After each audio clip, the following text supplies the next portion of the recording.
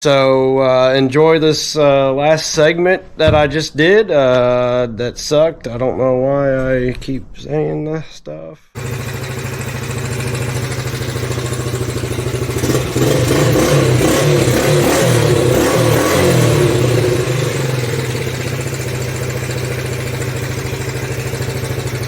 Perfect. All right, guys, here we are. Back on the Grady. If you can tell by my voice, I've actually been pretty sick. Unfortunately, I came down with the COVID funk. I definitely can't just sit around the house and be sick. That's just not me. I can't do it. A few weeks ago, I went ahead and ordered an array of parts for the engines because that's the first thing I want to do is see if we can actually get the engines to run. I did order two new starters. I ordered all the injectors, and I've ordered ignition switches because they were pretty crusty. Now, I've already actually installed the starters on this motors to get them to turn over and check compression and that kind of stuff. Now, I've already taken apart one bank, took all the throttle bodies off, changed the injectors in this side already just to kind of see what I'm up against. Check out these injectors. This is the reason why right here I'm changing them out, because they are just nasty and crusty right there. I mean, you know, my experience with submerged injectors, just buy new ones. They're not really that expensive for this thing, surprisingly. So we're going to start with the starboard side engine first. I'm going to take this throttle body bank off and do the same thing. Clean the cylinder ports, clean the throttle bodies, change the injectors. And then here is the fuel system with the fuel pump, the cool fuel system. And we're going to take that all apart and clean it. From other videos I've seen of these motors, these fuel reservoirs get pretty nasty inside. So better safe than sorry. Let's take it apart.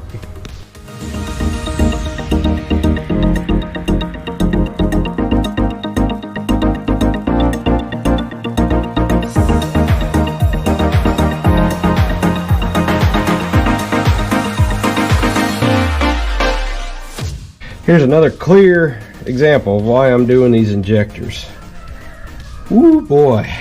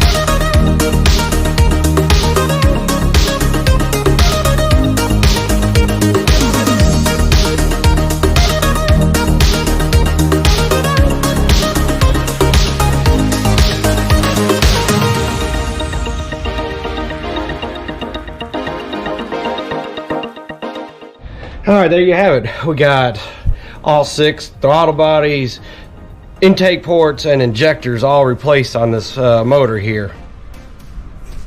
I was wanting to break into the fuel pump system on this thing, but after kind of looking at it, I decided it's probably best if it's not broke, don't fix it. I actually drained the fuel out of it with a little bleeder screw, and it looked pretty good. The reason why I don't want to mess with it is it does look a little bit on the crusty side. I don't want to deal with a bunch of stripped out screws, so if we have to go back and do it, then so be it. But let's hook some fuel to this thing and let's start seeing if we can get it to run. I did forget to mention, I did change the oil in it. I did put some fresh oil in this motor, so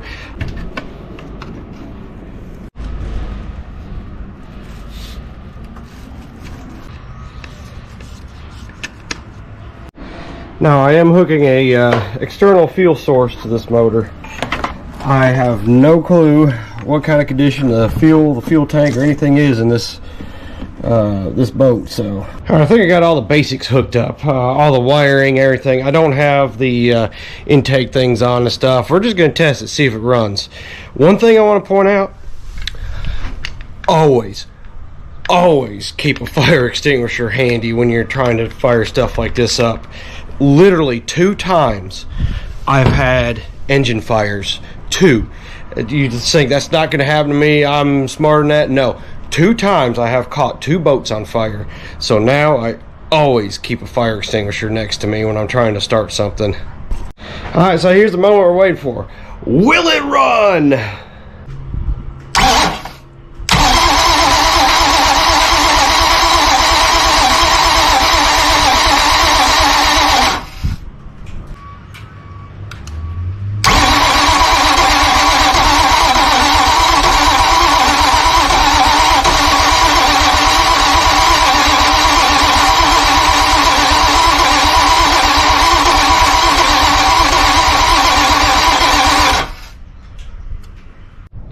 No, it won't run.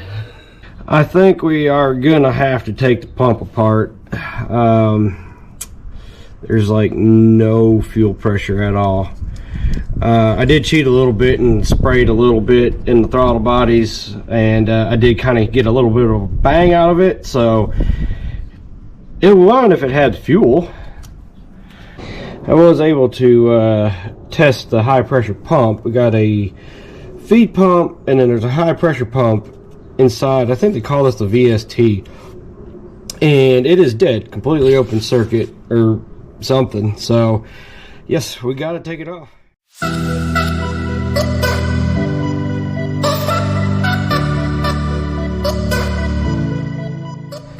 Look at this big complicated fuel system. I don't know why these things are so expensive.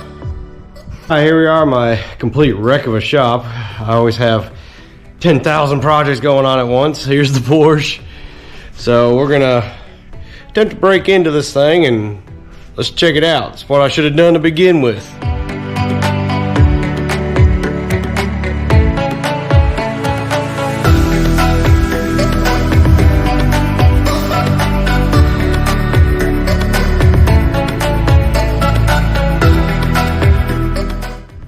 Now, honestly, all things considered, this thing's really not that nasty inside.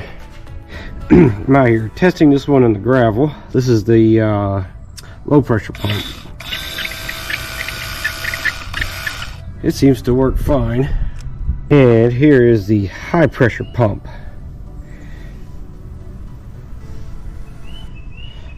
Nothing.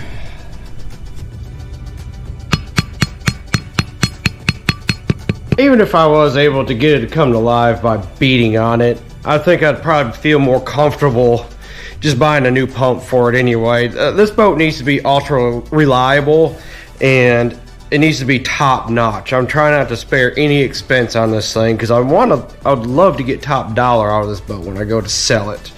I did find a fuel pump for it locally, actually. I did some pretty heavy research trying to find a fuel pump. The pump from Yamaha is like $400 to $600, so they had some aftermarket Chinese ones on you know, Amazon, eBay and stuff like that, but I did find one that could actually be bought from the parts store. It's a very, very similar pump. The only thing that's different is the actual connector. That's not that big of a deal. We can modify that. This pump has just a regular connector like that versus these bolt-on terminals, and we could just cut this connector off and butt splice it to this connector and we'd be good to go. I test fitted the strainer on the bottom of it. It fits absolutely perfect. The pumps are the same height. They're the same PSI rating, same specs, and it's probably a little better than just a Chinese aftermarket Amazon one too. All right, let's pop this thing back together and will it run?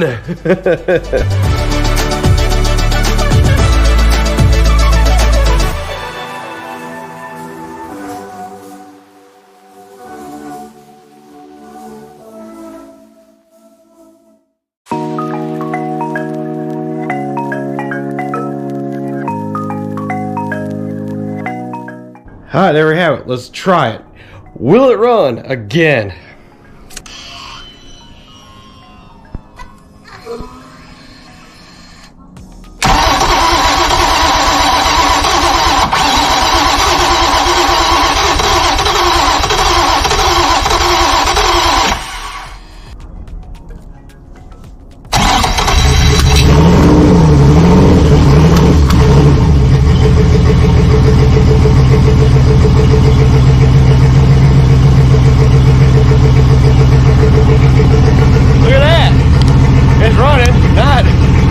Good, but it's running.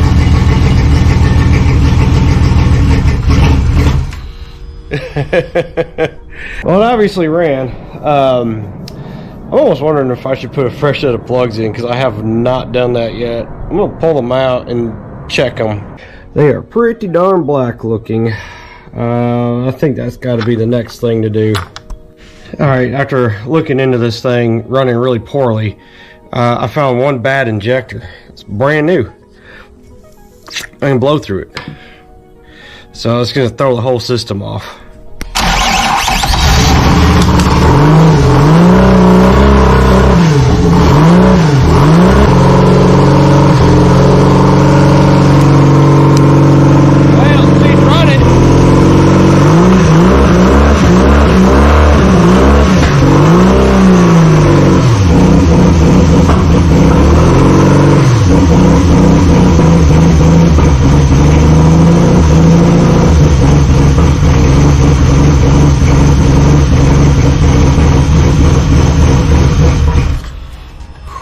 You don't want to idle. It's banging on all six now. The impeller wasn't cooked, it is now.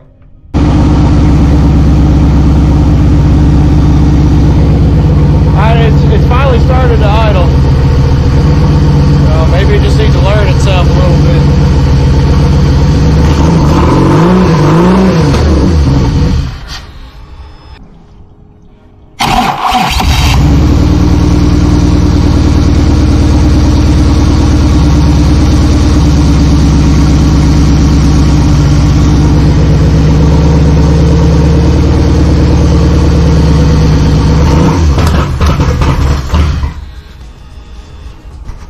Well, there you have it. She runs. It probably needs plugs. The idle air control valve may or may not be working. I still really need to like go through it and just make sure everything is functioning properly. I probably need to hook some software to it, monitor the stuff. I have no functioning gauges. So, hey, but it's a success. It runs. Well, I hope you enjoyed this segment of the Grady White, and we will see you on the next adventure of maybe getting this one running too or something. So like and subscribe. We'll see you later.